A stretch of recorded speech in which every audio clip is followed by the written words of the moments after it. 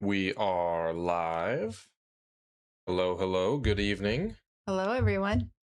chatters, viewers, YouTubers, VODers, however you're viewing this. Welcome back. Welcome to the Protege Parenting Twitch streams or YouTube channel, however you're viewing us. I'm Josh. This is my wife, Jessica. We live in central Iowa on an acreage with our 5 kids. We had a fun one tonight. I'm actually super excited for this.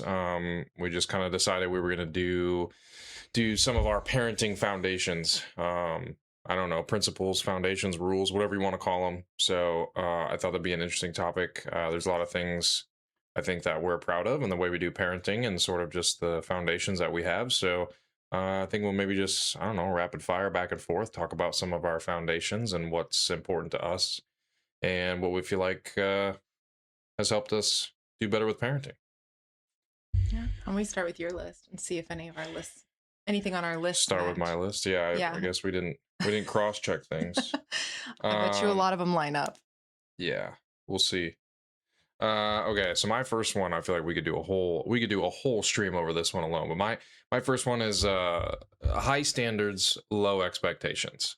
This one is super important to me for all kinds of different reasons. And it might sound confusing, but essentially what that means is having high standards is my favorite way to lay this out is to use like running into the street an example, right? That's a pretty high standard that I think nobody would argue with.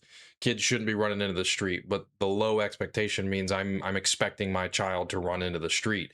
We're not necessarily mad when a 2-year-old runs into the road, right? They don't understand that they're going to get squished, and what that means by running into the road. So I think having those high standards is important for kids. I don't think kids should be held to any lower standards than adults. If I can't throw a fit when my boss tells me something I don't like, then why should my children be allowed to throw a fit in Walmart? But I also expect my children to throw a fit. So when it happens, I'm not upset. I'm not mad. I go, you know what? They're kids. I'm expecting them to throw a fit. So let's deal with it and let's make it better. I think I think there's a lot to unpack with the high standards, low expectations, but that's one thing I've found that really has helped me just kind of be a better person. When I have low expectations for my kids, I'm just more patient. I'm expecting those things to happen, and I'm looking forward to them almost. I'm going, okay, here we go. Here's a training opportunity. Here's something that I'm able to hold my kids to those higher standards, and that's good for them in the long run. Having high standards for your kids means that you're preparing them for adulthood, preparing them for the world.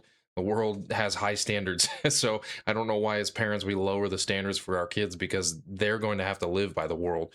So bringing that into the parenting, having those expectations that they're going to break rules, break boundaries, need attention from us, I think that's super important to parenting and raising those kids to be ready um, for the world. And one of those things I think too, that if you have low standards, at some point those standards have to change, and that makes it that much harder to parent that, and it makes it that Mhm. much harder for the children. So if it's okay to throw a fit, if your opinion is oh, they're 2 years old, they'll throw a fit, like, oh well, what's the magical age that it's not okay to throw a fit? Right. And then what are you telegraphing to your kid that's okay? So this is okay, and then now all of a sudden it's not. Well, that's super hard to train out, rather than having that high standard from day one.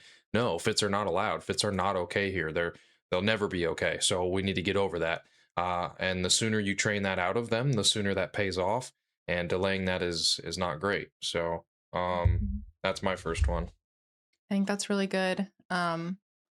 You recently said that to someone, and I hadn't necessarily heard you say that, or I maybe wasn't listening when you said it in all of these years of our marriage. That was really good. And it's something that I've been mulling over a lot lately because I'm definitely high standard, high expectation. So the idea of you saying to have lower expectations is so helpful um, because yeah, kids are kids. They're gonna throw a fit. They're gonna have a tantrum. They're gonna argue. Gonna do all those things. And when you change your mindset to expect that instead of not expect those kids to do that, and then when they do it, you're upset. So, any of the other parents out there with high standard, high expectations, raise your hand. um, just challenging us to lower those expectations, or maybe even, like you said, more of a just expect them to act that way, if I'm saying that right. So, that's encouraging to me. Yeah. You want to go with one? I guess Sorry, I guess one of the biggest ones that I wrote down, I actually kind of wrote it down in two different ways. One was never lying to our kids, and that which we mentioned in one of our other streams, but not lying to our kids, and then also just teaching them to speak the truth. And I think that is just so important. Kind of like what Josh was saying. At what age do you expect those things to change, or expect your kid to grow out of, lies or secrets, or maybe just not fully telling the truth? That kind of stuff just doesn't change. It's a heart issue that starts from the beginning. And the more that you focus on it, and the more that you're an example of that, um, the easier that will be for your kids to learn the importance of that. So that was one that I had written down. Yeah, that's same for me. I had that written down as well. I think not lying to them. That's kind of a big one to me in a couple different aspects. First off, I think we should never undercut our kids, or we should never. Well, I can't think of the word I'm looking for. Like underestimate? Yeah, we should Yeah. never underestimate our Okay. kids. So if my kids ask me, I remember they're, a few years old, asking me, why is the moon up there, right? And I'm explaining to them what tidally locked means. And I'm a 2, 3, 4 year old is not going to understand what tidally locked means, but they know that dad's going to tell me the truth, and dad's going to figure things out, and he's going to tell me how it is. I can trust my dad. uh, and eventually he will understand that. I don't know what age. I mean, who am I to tell my children, whether they're 2 or 5 or 10, when they're going to understand what tidally locked means? So that's not on me. My job as a parent is to tell my kids the truth and to give them the answers they need. And when they're old enough to understand it, they will. The other thing I think with lying to your kids is the message it's sending. We just had we know some people that recently had a Santa Claus incident, that one child exposed to another child that Santa Claus wasn't real, and they didn't have any clue. It's not the poor kid's fault for exposing that, but at I think this child was 7, 8 years old and thought Santa Claus was real. And now you've opened this bag of worms that mom and dad have told me for 8 years that Santa Claus is real. I'm finding out he's not. Well, what else are my parents lying to me about? That now is a possibility in their mind that my parents are lying to me. Mhm. Whether that's a conscious thought or subconscious thought, that's not okay. So we never lie to our kids. We always tell them the truth. Don't underestimate what they can grasp concepts of, and then also just building that trust with the children. I will always tell you the truth. You can come to me with anything, and you'll get the right answer from me, and you can trust me. I think that's super important to pass down to them. Right. I don't think I told you this, but we recently actually had a situation also where our daughter was asked by someone if Santa Claus was real, and she said no. And when I found out about it, because the parent had approached me in a super loving and kind and respectful way, um, there were no hard feelings, but the other parent had approached me about it. And when I talked to my daughter and asked her what happened, she said, I didn't want to lie to her when she asked me the question. And so I thought, even right there, her mindset was to tell her the truth when this peer asked her the question about Santa Claus. So it was a perfect example. But to just to add on to their side note, one of the things I wanted to write down and I actually didn't, was just to treat your children like they are people. I know it sounds kind of silly. Like, they are little persons who have personalities, who deserve respect. And like Josh was saying about not underestimating um, who they are. So when you were talking about explaining the moon to them, not dumbing it down just because they're a kid. You're showing them respect by kind of giving them the whole spiel about the moon, and whether or not they understand all of it or not isn't necessarily up to you. Now, don't get me wrong. There are some topics. Obviously, we've had topics where we know that they're too heavy, but we've just made it clear, like, this is a portion of what you need to know right now. And here's a healthy amount for your age. And we will talk more about that and approach that topic when you're older, and you're ready to understand that more. Yeah, we've just been honest with them. Hey, here's the information that you can know and handle at your age, and when you get older, then we'll talk about it. That's one thing that stuck out to me when we were going through a lot of the adoption training. A large topic of that comes across as like when the child is able to grasp the concept of why was I given up? How could someone possibly give me up, and what does that mean for me? And they said a lot of the experts say the worst thing you can tell an adopted child is your mother, your parents gave you up because they loved you. They knew you needed a better home. And they said because that completely undermines everything they know about love. They go, well, wait a minute. Again, this is might not even be a conscious thought, but that's a subconscious that what you are relaying to them is somebody loved you, so they gave you away. And what are you telling them every day? No, I love you. I'm not going to give you up. I love you. You belong here. And that child is going to go, "Oh, well, wait a minute, that's conflicting issues, right?" So even when parents mean well, it can come across as just bad undermining. And so having that foundation and that core principle of that we're not going to lie to our kids, we're not going to hold things back, because of just the values that we want to portray to them. And like Jessica was talking about, I'm not going to lie to them, and so they get that principle that it's not okay to lie. So when it comes time for them to talk to other people, they're not going to lie either. Yeah. One time I had a mom tell me that their cat died, and she has two kids. And I said, "Oh, well, how did the kids take that news? I'm so sorry your cat died." And she said, "Oh, I just told them he went on an adventure." And I thought, okay, well, this was a new mom that I had just met. And I kind of thought, well, I'm not sure how far this friendship's going to go. No, I'm just kidding.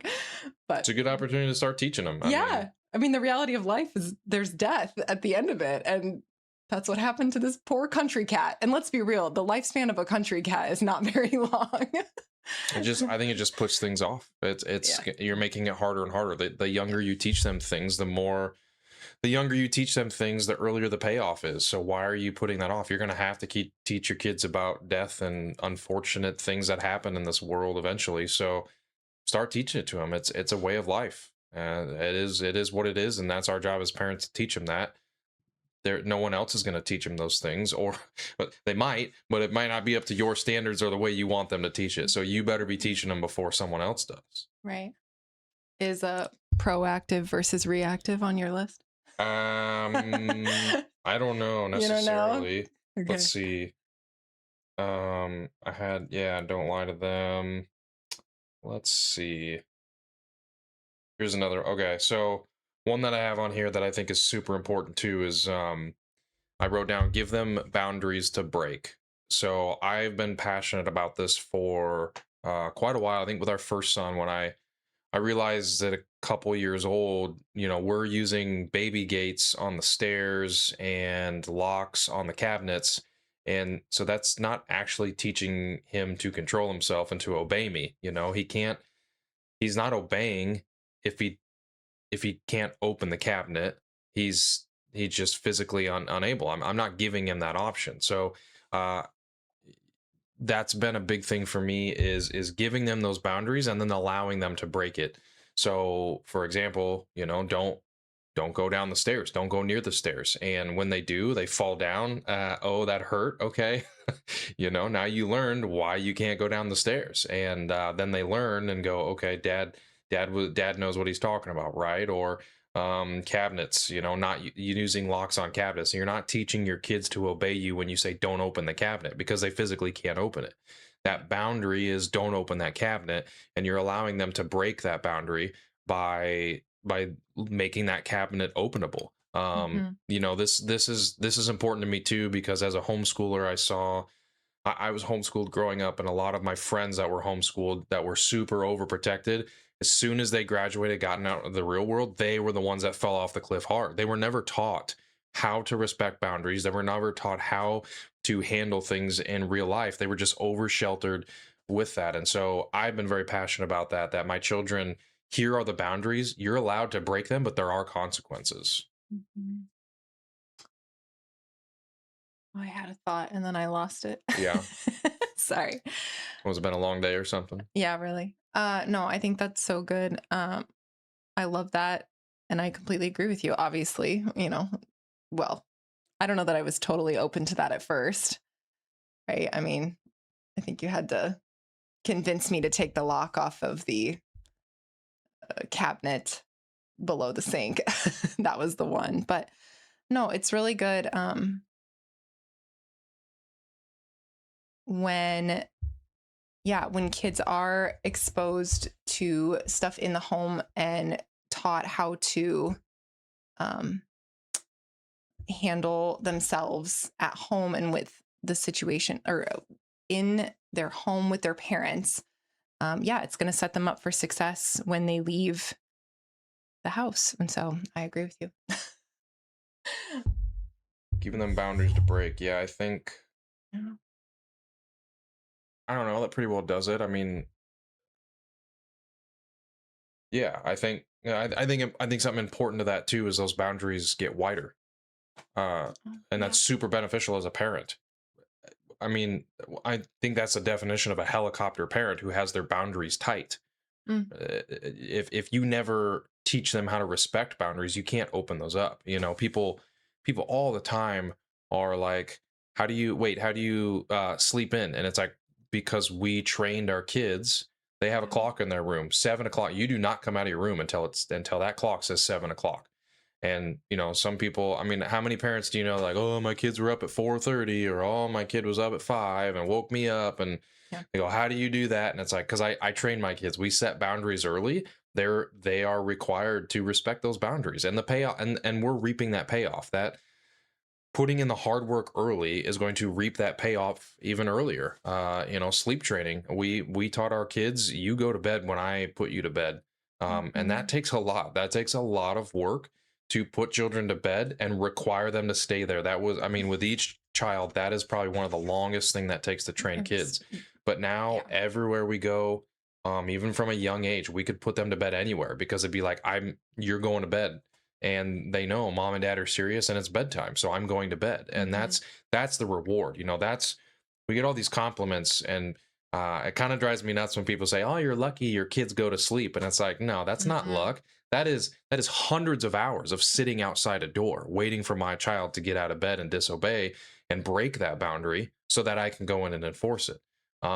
As soon as that boundary is enforced, you can open that up a little bit better, and then you don't have to be a helicopter parent. So as they get older, those boundaries will just naturally get a little bit wider. And my 13-year-old has a lot wider boundaries than our 7-year-old, Yeah. however old he 5-year-old. is, Yeah. Whatever. and the Any of them. 5-year-old. Yeah. Yeah, yeah. Hmm. Well, and sometimes it's hard for the 5 and 7-year-old to understand that the 13-year-old has more boundaries or wider boundaries, I should say, not more than they get to have. And we have to remind them, you didn't, or your brother didn't have the same restrictions that you do when he was your age. So, Well, it's a good mhm. lesson. Put in the hard work now. If you show me you can respect the boundaries I give you, if you show me you can control yourself, you'll eventually get there. Yeah, that's true. It's kind Yeah. of an incentive that the younger kids can see. Yep. Our oldest, he had to wait and find out. Am I up or you? I think it might be Did me. I? Okay. I bet you have this one on your list too. It's respect. Respect. I mean, honestly, I started out by writing respecting other people's stuff, and well, respecting your things and other people's things. And then I put underneath it, including people. It's not just a tangible lesson to respect tangible things, but to respect people and boundaries and respect yourself enough. And it just, yeah. like totally losing my train of thought tonight. I think Sorry. no, I mean, I'm gonna it's let you interesting. take this one. It's interesting. I didn't put down respect, but I have a bunch of different things that hit around the same area. But Yeah. that is a big thing for me. I think almost everything I'm teaching my kids is a way of respect, right? If you're thinking about stealing something, you're disrespecting the person who owns that. If you're thinking about lying, you're disrespecting the other person who deserves to hear the truth, or you're disrespecting the truth. Um, I mean, if you're, if you're hitting someone, that's not respecting them the way you would want to be respected. I mean, everything that I think ties back into that in public. There are other people over here, but be respectful of where they're walking. Don't be running around crazy. We're Right. in church. That's a big thing. My two younger boys have been getting a little unruly during worship. Not unruly, but they're not singing during the worship service, and they might be messing around with the paper they hand out, right? And so I've had to tell them, hey, you're being disrespectful. The people behind you are trying to be engaged in what's going on in front of you. That's not respectful. Either you participate or you sit quietly. That's respectful to the people behind you. And I think that's something that's absolutely terrible right now in our world, the disrespect we have for other people. Littering. I mean, who Oh. that's something I ask my kids, that they don't clean something up, they literally leave something somewhere, go, who's got to pick that up? And it's Mhm. something that my children, that it doesn't compute with them. When we started that training with them, I would say, who's got to pick that up? And it just wouldn't compute. They'd be like, I don't know. And I'd say, well, mom has to pick that up, right? Right. If you don't pick that up, mom, is that right? Did mom put it there? Well, no. Okay, so you should pick it up. That's something people, graffiti, littering, stealing, it's a disrespect for other people, and there's no consideration for others. It's selfish.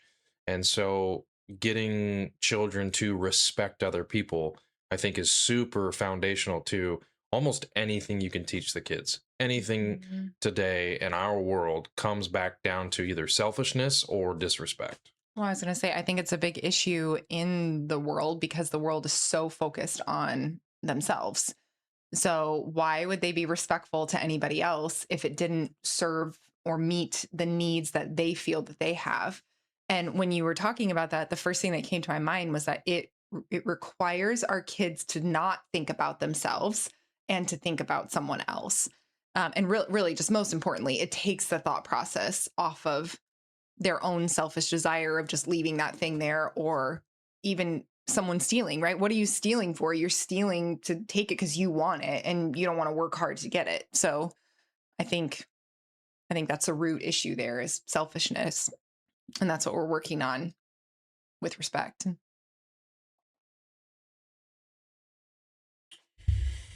Is it my turn? I think so, yeah. Let me see. Okay, here's a good one. I like this one. I just wrote down, don't give an inch ever. I think, and that just, I mean, it could be down to, you could call it just be consistent, right? But don't give an inch, because they take a mile. I think that's huge with parenting. Children, kids are learning. Kids are figuring the world out, and as they get older, I mean, we've said this with, as they roll, as they crawl, as they walk, they find bigger boundaries, and they go, oh, my world is getting bigger, right? And so for us as parents, our job is to enforce those boundaries. And if we start budging on certain things, they pick up on that. So if you tell them, no, don't touch that, and they touch it, and you don't discipline them until the third time, you're implanting in their brain, oh, I can touch that 3 times before mom actually means it. Hmm. And then it also is teaching them that, well, it's not really that serious, right? I told you don't hit that boy, but I'm not actually going to do anything about it. What's that teaching your kids? The other thing is, it just prolongs things. So we talked about sleep training a little bit. When I tell you don't get out of your bed, Jessica and I would take turns sitting at the door for hours upon hours, just listening. As soon as they step out of the bed, we're in there disciplining them because we mean it. And people that have a harder time sleep training, I hear from people a lot, well, it took me more than, we've been trying to sleep train for 2 months. And I'm kind of like, well, what are you doing for sleep training? And long story short, as I listen to what they're doing, they're not being consistent. They're putting the kid to bed, and then they're going and sitting on the couch, and then 40 minutes later the kid's coming out of the room. Yeah. And they're like, why are you still awake? It's Needs a because you drink of weren't. water. Yeah, yeah. It's because you weren't sitting there. You gave them an inch. You You put them to bed, and then you left the area. They're allowed to do whatever they want in that room. Or some people will let their kids get out of bed and go grab a stuffed animal and come back. Oh, he was just grabbing a stuffed animal. No, no. If you put them in bed, don't budge on that. Don't tell your kids don't get out of bed if you don't actually mean it. You have to enforce those boundaries. Kids will learn where they can push the boundaries, and it's your fault. It's parents' fault. I see that all the time with parents, that kids learn the boundaries from the parent. I mean, Jessica and I talk about that a lot. You see kids in public and you go, there's no enforcement, there's no discipline. Um, counting to three. Don't make me count to three. Well, that kid knows I have 2.99 seconds. That it's okay. Right. Mom won't discipline me. They're gonna take the 2.99 Mhm. seconds. No, when we tell our kids something, it needs to happen immediately. And there's a benefit to that. It's Yeah. also a benefit for the kids. It's teaching them that actually isn't right. It's not that, oh, it's okay as long as it's under 3 seconds. No, it's not right at all. That's Mhm. that's you shouldn't be doing that. Yeah. Um, the queen of losing my train of thought tonight. Oh man. What were you saying? You were saying about Consistency, don't give an inch ever. yeah, ever. Okay. Well, at first, one of the things that came to my mind that then also left my mind is now back, is that I just feel like we should have prefaced all of this with the fact that we've seen our kids do all this stuff, and we've also been the parents who had lazy moments or just not even moments, like we were just being lazy and didn't didn't take that moment to train or didn't weren't consistent, stuff like that. But yeah, it's huge. They really do figure that out. And if you're not on top of it and having those expectations of obedience, it's going to be so much harder to train out later. Um, we're currently working through an issue with our kids of not picking things up. And I was telling Josh last night that I have been struggling with not being consistent. I have been reminding everybody, telling everybody that they need to pick things up or put things away or put that back when you're done with it. And there were just no consequences that were following their actions, which of course their actions were not picking those things up. And it's been really tough. So right there's a perfect example of what he's talking about. I know it in my heart and I see it. And now it's time to go to work. Yeah, that's a good point.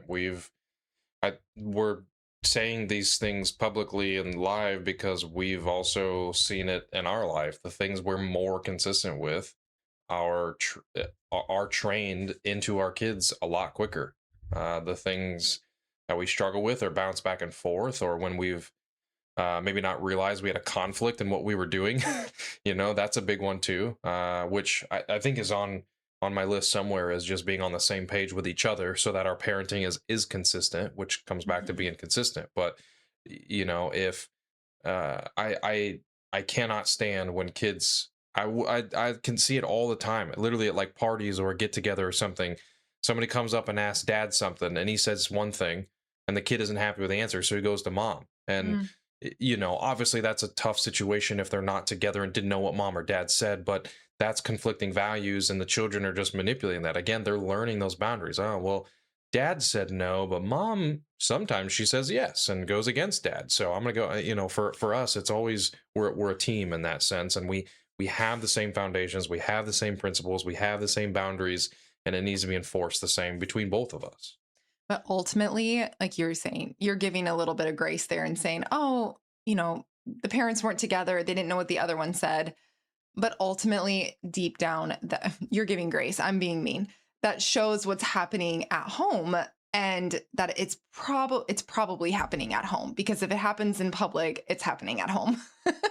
Let's be real. At home is the most comfortable, and so it's a reflection of what is actually going on at home. That really behind the scenes, you're not together, and you're not being a team and being consistent with your kids, and they will see it. They will pick up on it like that. That's a good point, because the kids know if they find out that they asked both of us. That sorry, the kids know if we find out that they asked each of us separately after someone already answered it, Mhm. they know they're in trouble. Yeah. So that is a good point that we're upholding that at home, and they know that in public or somewhere where we're not together, and they could ask both of us. They know. Last time I got in big trouble for going to mom after dad told me no. Okay, here's a really good tip for that one. If your kid comes up and asks you for something and you know the other parent is around, you could even just ask, "Hey, did you ask dad about that already?" Okay, you did. What did dad say? Dad said no. Okay, then you should not be asking me. And so that's one that I will do a lot of times is I will just ask, "Did you already ask about that to one of your parents or one of the one of the multiple parents? The other parent. Did you ask grandpa, grandma, did they say yes? Because they're not the rule. They're not the law anymore." Right. What was that one from? Or what did that come from mine? Uh Being together? I don't remember. I yeah, it think was yours, but go ahead. Mine kind of all fit within the same category, sort of. yeah. I think we should break this up. I think we should break it up into two. We should continue this on Thursday. I think there's enough here. Okay. Um, is it my turn or your turn? Yeah, we're gonna go with your turn. It's my turn. Okay. Also, when I grab your arm, it's because the thought is there. And I need to say it before it leaves my mind. Okay, that would be a good one. Put your hand on your mom instead of saying, "Mom, mom, mom." Yeah. Put your hand there and you wait until mom's done talking. So when you see me go like this to Josh, you know what that is. We practice what we teach our kids too. Yes. Hmm. Yeah, where are you at? I'm putting. Okay. Let me think. All Do you right. have one? Yeah. Because I'm I have one gonna actually, if you want. go for it. Okay, one I just peeked at my list. Sharing, giving, um, gratitude. I feel like they all kind of work together. Maybe not. Maybe I'm making them into one thing. Um, Again, I think sharing is a really good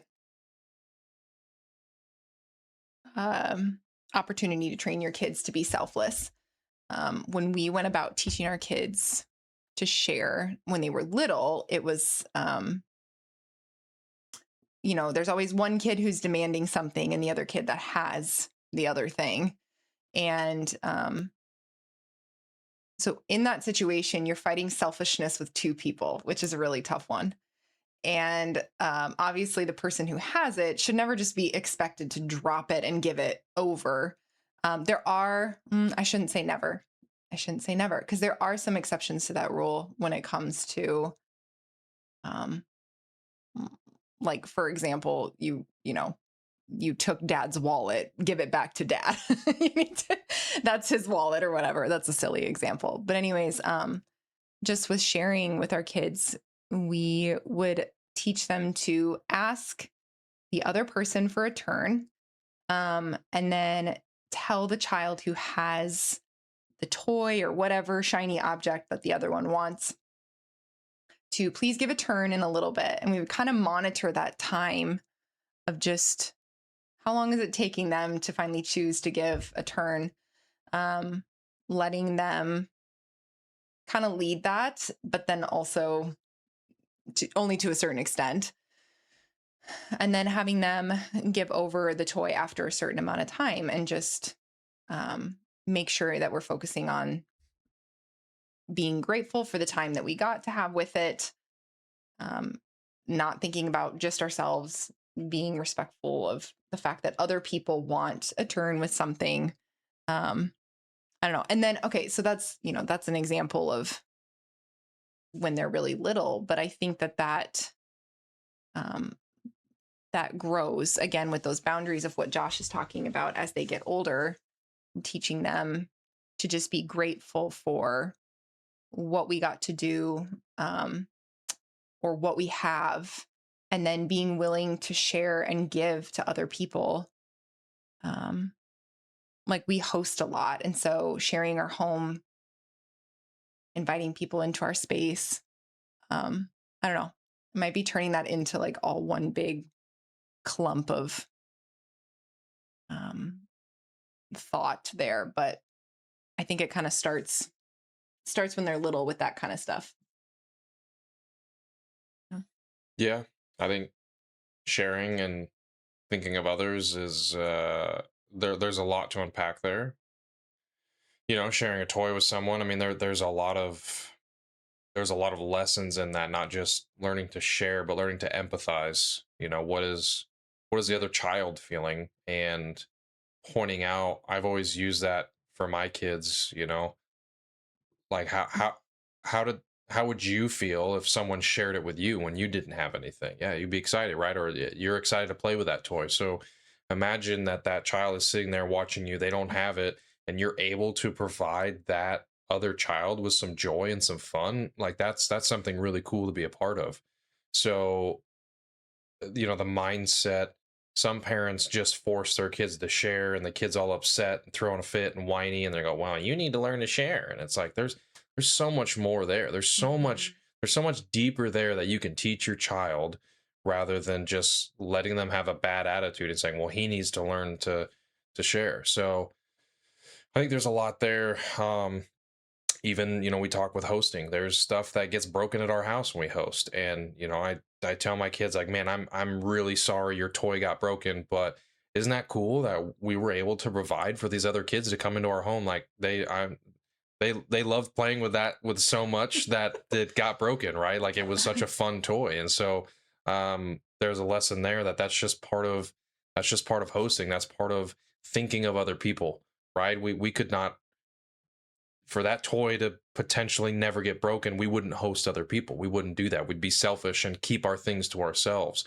And it's fun to host people. It's fun to have friends over and to open our house and make them feel welcome and say, you leave and we'll clean up, and you broke a toy. Oh well, not a big deal, right? My I tell that to the kids too. Your relationship with that person is more important than that toy. Yeah. So it's a bummer they broke it. Maybe they didn't say sorry, maybe they laughed about it, but you know what, let's forgive them, and let's care about that person more than that toy that was broken. It's just a toy. We'll get you another one, we'll figure out a way to make it right, but don't be mad at that person. Yeah. you know be friends with them and shrug your shoulders, move on. No, it's all good stuff. I think that's why I wrote it down, because when I saw that, my initial thought was sharing. Um, and then I was like, no, there really is a lot to that. It's deeper than just, you know, kids wanting different toys from each other. Okay, you think? mm, I had one. What was I going to do? Uh-oh. Lose it. Okay, yeah, this one. This one is probably a whole nother topic that we could do a whole stream on, but I had down, put yourself last. And I think Mhm. this is going to ruffle a lot of feathers, but I think it's what's required of parenting. And it comes back to kind of what I talked about, like the payoff. Train early and the payoff comes earlier. So again, sleep training, for example, that took hours and hours, weeks, months, hundreds of hours of sitting next to a door waiting for that child to disobey so that we could sleep train them the correct way. And that's putting myself last. That's Jessica putting herself last when we wanted to go out with friends, or I wanted to play video games, or we wanted to watch a show together. You just That's wanted to go to bed. yeah, wanting to go to bed. I just want to go to sleep too. Yeah. Like, I know you That's don't, it. but I do. Yeah. But that's putting yourself last and putting the child first and saying this is what's best for them. They're gonna sleep well, the best of their life, because I'm sleep training them at 3 months old, and that's when we started sleep training. And then it takes a couple jumps when you go from a crib to a toddler bed. Now they're able to get Mhm. out. That then we're sleep training all over again, and it's consistently putting myself last and my children first. And I think that's something people don't do enough of these days, is stepping back and going, okay, my decision on whatever it might be, is that benefiting my children, or is it benefiting me? And there are definitely times to maybe be focused on yourself and do things for yourself, but when it comes to actual parenting, you should always be last. You know, I'm embarrassed, so I'm not going to tell my kid no in the store or something. That's not putting your that's I'm worried about my image more than my child's heart and Mhm. training them. That is something.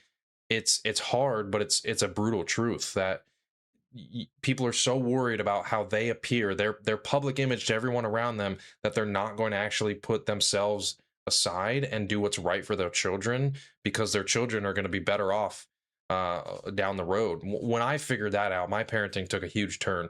Um, when I stopped being worried about what people in public thought of me as a person because of what I was telling my children or training my children or doing things in public, my parenting got a lot better just because I was focused on the child. In that moment, I didn't care about me. I went, okay, what something's happening, what's best for my kid? And that was all that mattered. Didn't matter where I was at, what we were doing, what is best for our kid. We've left parties early, we've left holidays early, especially with an adoption. Like Rosa, Yeah. we had to set boundaries for Rosa. That is an awful, we adopted her from Bulgaria when she was 2.5 years old, and that's a terrible situation to come from. And so when we would go to Christmas and it was like an hour and she's overstimulated, all right, we're stepping out. That's what's best for her. Even though I want to stay and talk to my family and have another glass of whiskey, I'm going to set myself aside and worry about my daughter first. Oh, I've left a full grocery cart in the store. Went out to the car, dealt with attitudes, and came right back in and found my cart. So, and I think it's equally awkward and embarrassing to do the right thing, like what we're talking about, versus stand there and let your kid just continue to behave a certain way. And everyone is watching you just walk on eggshells around this child who is basically manipulating you. Yeah, but what's everybody say in public? Oh, they're two, so we Right. get it. Not a big deal. Don't worry about it. It's Right. okay. They're only two. They're only five. They're only seven. Right. No, our society is okay with that. They accept that the little kids are going to be Mhm. terrible children because they're a certain age. So in a way, it isn't embarrassing for the parent. What would be more embarrassing is for you to set boundaries and to discipline your children in public, or to reinforce boundaries in public, or to step out, or whatever that might be. So it's actually the easy thing to let your children just do that because everyone else around you doesn't have those standards.